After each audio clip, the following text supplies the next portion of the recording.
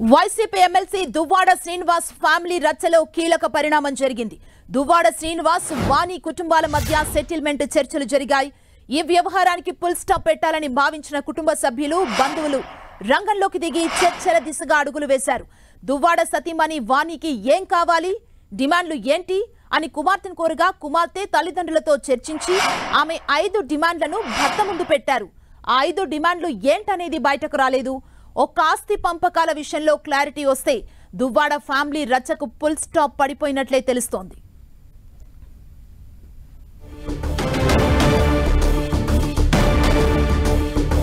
Duvvada family గొడవకు end card పడే chance ఉంది. దువ్వాడ శ్రీనివాస్ వాణి మధ్య వివాదానికి ఇరు కుటుంబాల మధ్య చర్చలు జరుగుతున్నాయి. ఇవాళ మరోసారి ఇరు కుటుంబాల భేటీ కాబోతున్నారు. దువ్వాడ శ్రీనివాస్ ఇంటి ముందు 5 డిమాండ్లు పెట్టారు వాణి. ఈ 5 డిమాండ్లు ఏంటనే తెలీదు. వాణి డిమాండ్లపై ఈ రోజు చర్చించే అవకాశం ఉంది. ఈ వ్యవహారానికి ఫుల్ స్టాప్ పెట్టాలని కుటుంబ సభ్యులు భావించారు.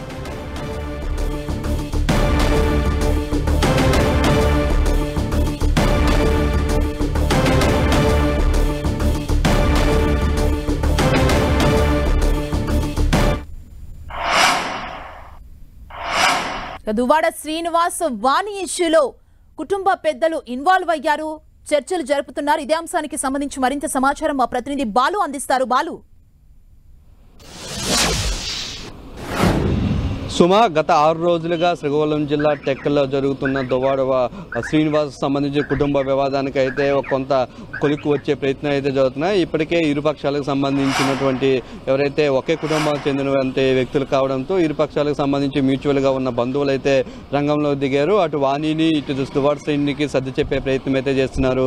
అయితే వాణికి సంబంధించి కానీ దువ్వాడ వాణి కుటుంబ సభ్యులు కానీ వాణికి సంబంధించినటువంటి ఏదైతే దువ్వాడ శ్రీనివాస్ కూతురు కానీ ఇద్దరు కూడా కొన్ని డిమాండ్స్ పెట్టినట్టుగా తెలుస్తుంది. 5 డిమాండ్లు అయితే ఇప్పటి వరకు వాళ్ళు చెప్తున్నట్టు ఉంది. ఈ 5 డిమాండ్లు దువ్వాడ వాణికి సంబంధించినటువంటి కుటుంబ సభ్యులతో పాటు దువ్వాడ వాణి చెల్లి రాధా నిన్న ఎవరైతే దువ్వాడ శ్రీనివాస్కు సంబంధించి వాళ్ళ బ్రదర్ ఉన్నారో బాబాని కలిసి వీరంతా కూడా చర్చించడం జరిగింది. సుమారు 10 మంది కుటుంబ సభ్యులు ఇరుపక్షాల నుంచి కూడా చర్చించారు. మధ్యలో కొంతమంది కుటుంబానికి సంబంధించిన లాయర్లే మధ్యవర్తి వహిస్తూ వారికి ఎలా సాధ్యాలపై చెప్తున్నారు. ఎందుకంటే దువ్వాడ శ్రీనివాస్ సంబంధించిన వివాదం ఇప్పుడు రాష్ట్ర వ్యాప్తంగా చర్చనీయాంశంతో పాటు అటు కులానికి సంబంధించి కూడా ఇద్దరు కళింగ కులము శ్రీకాకుళం జిల్లాలో పెద్ద కులంగా ఉన్నటువంటి కళింగ సామాజిక వర్గం కూడా కొంత ఇబ్బందికర పరిస్థితులు ఏర్పడతాయని చెప్పేసి అటు కళింగ పెద్దలు కూడా కొంత ఒత్తిడి తెస్తున్న నేపథ్యంలో ఇరు వర్గాల నుంచి కూడా చర్చలకైతే కొనసాగిస్తున్నారు. అయితే ప్రధానంగా ఈ సంబంధించి దువ్వాడ వాణికి కానీ అటు శ్రీనివాస్ కానీ ఏవైతే డిమాండ్స్ ఉన్నాయో ఈ డిమాండ్స్ పరిష్కారం దిశగా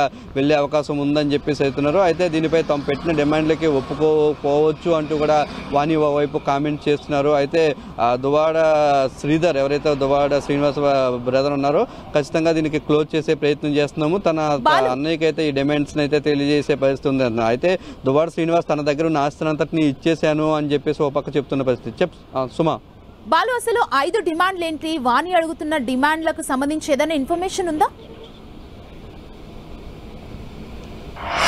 ప్రస్తుతానికైతే డిమాండ్లు అయితే ఏమీ అంతా బయట పెట్టట్లేదు. అవి కుటుంబం సంబంధించిన వ్యవహారాలు కాబట్టి ప్రస్తుతానికైతే వాటిని బహిర్గతం చేయలేమని చెప్పేసి అటు లాయర్లు కానీ కుటుంబ సభ్యులు కానీ ఇటు దువ్వాడ శ్రీనివాస్ సంబంధించిన వర్గం కానీ చెప్తున్నారు. అయితే ప్రధానంగా మనకి వినిపిస్తున్న ఇష్యూస్ ఏంటంటే వాళ్ళు మొదటి నుంచి డిమాండ్ చేస్తున్నారు. ఎవరైతే మాధురికి సంబంధించినటువంటి ఇష్యూ ఉందో మాధురి ఇక్కడ దువ్వాడ శ్రీనివాస్ ఉన్న ఇంటికి రాకూడదు, ఇక్కడ ఉండకూడదు అని చెప్పేసి చెప్తున్నారు. ప్రజెంట్ దువ్వాడ శ్రీనివాస్ ఉన్న ఇంటిని పిల్లలకి ఇవ్వాలని చెప్పేసి ఇంట్లోకి పిల్లలకు ఎంట్రీ ఇవ్వాలని చెప్పేసి అటు భార్యకి కూడా ఎంట్రీ ఇవ్వాలని చెప్పేసి వాళ్ళు ప్రధానంగా డిమాండ్ చేస్తున్న పరిస్థితి.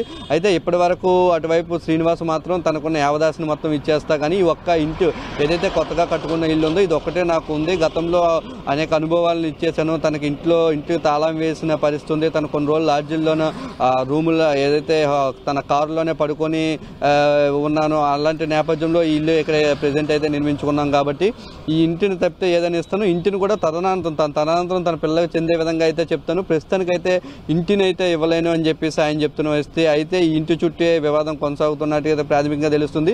మరి ఈ 5 డిమాండ్లో ఇది కూడా ఒకటి ఉందని చెప్పేసి అయితే భావిస్తున్నాం. ప్రధానంగా ఏదైతే వాణికి సంబంధించినటువంటి వ్యక్తులు చేస్తున్న ప్రధాన ఆరోపణలో అటు ఈ డిమాండ్ అయితే కొనసాగుతున్నట్టుగా కనిపిస్తూ ఉంది. సుమా, థ్యాంక్ యూ బాలు.